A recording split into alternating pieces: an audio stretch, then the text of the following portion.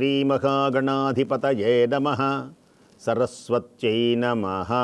శ్రీగురుభ్యో నమః. హరి ఓం.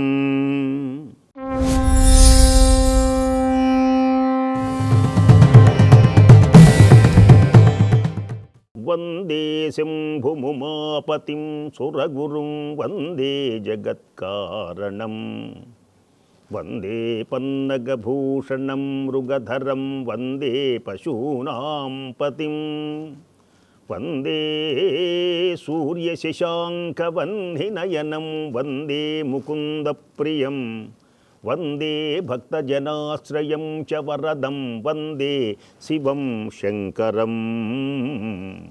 తెలంగాణ యాదాద్రి భువనగిరి జిల్లా చౌటుప్పల్లో వేంచేసి ఉన్న శ్రీ పుణ్యలింగేశ్వర స్వామివారి దివ్య చరణారవిందములకు శతసహస్రకోటి ప్రణామములు సమర్పిస్తూ, ఒకవైపున ఇలాంటి ఉమాధవ సేవ చేస్తూ ఉంటే, ఆ ప్రక్కనే అమ్మ నాన్నల అనాథ ఆశ్రమం, అనాథలైనటువంటి వారికి క్షురకర్మలు చేయించి జీబిరు జుట్టును తొలగించి గుడ్డలు వేసి చక్కగా కమ్మని వేడి వేడి భోజనములతో కన్న తల్లి ప్రేమను మించినటువంటి ఆ ప్రేమను చూపిస్తూ, ఈనాడు పిల్లలు కన్న తల్లి తండ్రులను చూస్తున్నారా అని అంటే కలియుగం కదా.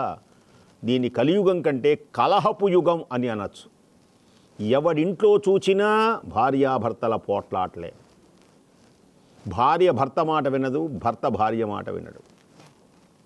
పోనీ పిల్లలు చూద్దామా, అమ్మా నాన్నను ధిక్కరిస్తున్నారు.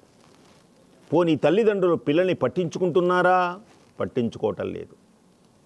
అన్నదమ్ముల కలహాలు ప్రతి చోట కలహం కలహం కలహం. పోరాటమునకై ఆరాటములు ఎక్కువైనాయి. ప్రతి వాడు నేనే వినయ విధేతలు నశించి కాలం అధోగతి పాలవుతున్నప్పుడు మహనీయుల యొక్క దివ్యమైనటువంటి సందేశాలతో ఇలాంటి ఆశ్రమాలు ఆ పరమేశ్వరుడు ఏర్పరచుకుంటాడు. కొట్టుమిట్టాడి అధర్మం ప్రబలినట్టు ఏమి చెయ్యాలో తెలియక పుణ్యకార్యములందు విముఖులై మానవ జన్మను సార్థకత చేసుకున్నటువంటి మానవులకు ఆ ఈశ్వరుడు ఈ చౌటుప్పల్ అనేటువంటి ప్రదేశంలో అమ్మ నాన్న అనాథ ఆశ్రమాన్ని మహనీయుల చేత శంకర్ గురూజీ అనేటువంటి వారి చేత స్థాపించడం జరిగింది. ఎంతో ప్రేమతో ఎందరెందరో భక్తులు విరాళములు అందిస్తూ ఉన్నారు. వాళ్ళ జన్మల సార్థకత చేసుకుంటున్నారు. ముఖ్యంగా ఈ 15 రోజులు అంటే ఇప్పుడు ఈ భాద్రపద మాసం రోజూ చేస్తున్నారు. ఈ భాద్రపద మాసం విశేషంగా చేయాలి. చేసిన వాళ్ళు మళ్ళీ చేయాలి. దేనికో తెలుసునా, ఈ భాద్రపద మాసం అనేటువంటిది మహళాయ పక్షములు మనం రోజు చెప్పుకుంటున్నాం. పితృదేవతల యొక్క పిండ ప్రదానములు చేసి తరించేటువంటి పుణ్యమైనటువంటి రోజులు ఇవి. శ్రాద్ధకర్మలు నిర్వహించేటందుకు అత్యంత పవిత్రమైనటువంటి సమయములుగా పరిణమిస్తారు. ఈ 15 రోజులు ఎంత పుణ్యమో వర్ణనాతీతం. ప్రతిరోజు ఇంటిలో కూడా కనపడుతున్న తల్లిదండ్రులకు నమస్కరించండి, పాపాలు పోతాయి. ఆ తల్లిదండ్రులు కనపడనటువంటి తల్లిదండ్రులకు పిండ ప్రదానాలు చేసేటువంటి రోజులు ఇవి. ఏ తిథి ఉన్నదో ఆ తిథి చేయవచ్చు. ఒకవేళ తెలియకపోతే ఈ మహాళయ పక్షములలో చేయొచ్చు. ఇవి కూడా కుదరకపోతే మహాలయ అమావాస్య అని ఉంటుంది. ఆ రోజున తప్పనిసరిగా మీకు ఏ తిథి అయినా సరే, ఏ తిథిలో మరణించినా ఏం చేసినా మళ్ళీ ఆ తిథి నాడు మహాలయ పక్షంలో చేసినా సరే మళ్ళీ అమావాస్య నాడు తప్పనిసరిగా చేయాలి. తర్పణములు ఇవ్వాలి. వేలికి దర్భలు కట్టుకొని నువ్వులతో నీళ్లు తీసుకొని వారి పేర్లు చెప్పి స్వధానస్తర్పయామి స్వధానస్తర్పయామి స్వధానస్తర్పయామి వేదమంత్రములతో ఇక్కడ శ్రాద్ధకర్మలు చేయిస్తారు. ఎక్కడ? చౌటుప్పల్ అమ్మ నాన్న అనాథాశ్రమంలో పుణ్యలింగేశ్వర స్వామివారి సన్నిధిలో. ఇక్కడికి వస్తే 2 ఉపయోగాలు.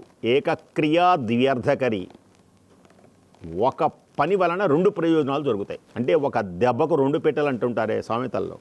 ఏకక్రియా ద్వ్యర్థకరి అంటే ఇక్కడికి గనక వేంచేయటం వలన పితృదేవతల యొక్క శ్రాద్ధకర్మలు నిర్వహించుకోవడమే కాక అన్నదానమును కూడా చేసేటువంటి అదృష్టం, ఆ పుణ్యం మనకి ఇక్కడ లభ్యమవుతుంది. పితృదేవతలను స్మరించుకోవాలి. నిన్న మనం చెప్పుకున్నట్లుగా ఆయుష్ పెరుగుతుంది, ఆరోగ్యం కలుగుతుంది, పితృదేవతల దీవెన వలన ఐశ్వర్యం కలుగుతుంది. ఇవాళ చాలామంది దరిద్రులుగా ఉంటారు. దేనికని? దరిద్రులుగా ఉండడానికి ఒక్కసారి వాళ్ళు ఆలోచిస్తే, నేను అమ్మా నాన్న మాటలు విన్నానా? వినలేదు. పాన్ పరాగులు నవిలాను, రోడ్లెంబడి తిరిగాను, పెద్దలను ధిక్కరించాను. ఇక నీవు అవేం అభివృద్ధి చెందుతావు? నువ్వు ఏ పరీక్ష పాస్ అవుతావు? ఏం చదువుకుంటావు అసలు నువ్వు? నీకు అభివృద్ధి జరగాలి అంటే నీకై నువ్వు ఆలోచించగలగాలి. బుద్ధి, జ్ఞానం ఉండాలి. బుద్ధి, నిర్ణయాత్మకమైనటువంటి శక్తి కలగాలి. ఆ శక్తి కలగాలి అంటే పితృదేవతలే దీవెన. ఈ లోకంలో నిన్ను నీ తప్పులన్నీ క్షమించేవాళ్ళు ఒక తల్లిదండ్రులే, ఇంకెవరు లేరు. అందుకనే తల్లిదండ్రులను తిట్టినంతగా ఇంకోని తిట్టలేడు వాడు. చూడండి, లోకంలో తల్లిదండ్రులను బ్రహ్మాండంగా తిడతాడు, ఇంకోని తిట్టు చూద్దాం పళ్ళు రాళ్ళ కొడతాడు ఒక దెబ్బకే. నర్మైరా అని అనమని చూద్దాం. నువ్వు నాకు చెప్పేదేంటే అంటాడు ఇంట్లో అమ్మని. పాపం ఏనాటికైనా మారబోతాడా అని క్షమిస్తారు. అలాంటి క్షమించేటువంటి దివ్యమైనటువంటి గుణము కలిగినటువంటి ఆ పితృదేవతలు, తల్లిదండ్రులను గౌరవించాలి. మనము ఏ వంశంలో పుట్టామో ఆ వంశమునకు కీర్తి తెచ్చిన వాడే తనయుడు. అంటే తన వల్ల వంశానికి చెడ్డ పేరు రాకూడదు. తను చెడ్డవాడైనా సరే, బలాని వారి అబ్బాయి ఇలా తయారైనాడు అని వాళ్ళకి చెడ్డ పేరు తేకూడదు. అందుకనే పండిత పుత్ర సొంఠ అంటారు. మీరు లోకల్లో విన్నారో లేదో. వీడు సొంఠాయి కనుక పుడితే ఆ మహాపండితుడు కూడా అవమాన పాలవుతాడు. కొరగాని కొడుకు పుట్టిన మంచి కొడుకు పుడితే వంశానికి కీర్తి. రాముల వారు పుట్టాడు, దశరథును కీర్తి వచ్చింది. కొందరు చూడండి, కొందరు పిల్లలు అమ్మా నాన్నలు మురికి గుడ్డలు వేసుకొని చేలో పంచె కట్టుకొని వ్యవసాయం చేస్తాడు. ఒక అమ్మ పని మనిషి అయి ఇళ్లల్లో పని చేస్తూ ఉంటుంది. వాళ్ళ అబ్బాయి సాఫ్ట్వేర్ ఇంజనీరు. కావాలంటే చూడండి, వేళ లోకంలో ఒక అమ్మ నాన్న కోటీశ్వరుడు, బాగా డబ్బులు ఉన్నాయి, దున్నపోతులా 10 గంటల నిద్ర లేవడం, పాను పరాగులు నవ్వుతాడు, భ్రష్టుడైపోతాడు. దేనికని వ్యత్యాసం? దేనికని? ఒక్కసారి ఆలోచించండి.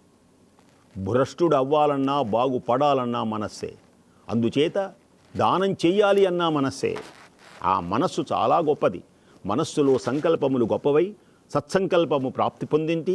ఈ పుణ్యమైనటువంటి విశేషంలో పితృదేవతలను ఆరాధించాలి అనేటువంటి జ్ఞానాన్ని పొంది, ఇవి మహాలయ పక్షములు అని, మహాలయ పక్షములలో అమావాస్య వరకు ఇలాంటి దాన ధర్మాలు, పితృకార్యాలు చేయాలని భావించి దీని వలన ఆయువు, ఆరోగ్యం, ఐశ్వర్యం సిద్ధిస్తాయి.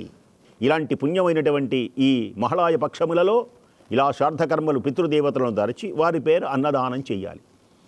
ఈ విషయం అన్నదానం చెయ్యాలి అనేటువంటి విషయం 18 పురాణాలు చెప్పినాయి. వేదవ్యాసుల వారు ప్రతి పురాణంలో చెప్పాడు. ఈ అన్నదానానికి రంతిదేవుడి కథలు, దాన ధర్మాల యొక్క మహనీయుల యొక్క దివ్యమైనటువంటి కథలు, బలిచక్రవర్తి కథలు, ఎన్నెన్నో. భగవంతుడు పరీక్షలో కూడా వారు నెగ్గి భగవంతుని ఆశీర్వచనమును పొందారు, కష్టపడినప్పటికీ కూడా దాన ధర్మాలు చేసి. కాబట్టి ఇలాంటి పితృపక్షములలో చేసి ఆనందించి సుఖ సంతోషములు పొందవలనని కోరుకుంటూ స్వస్తి.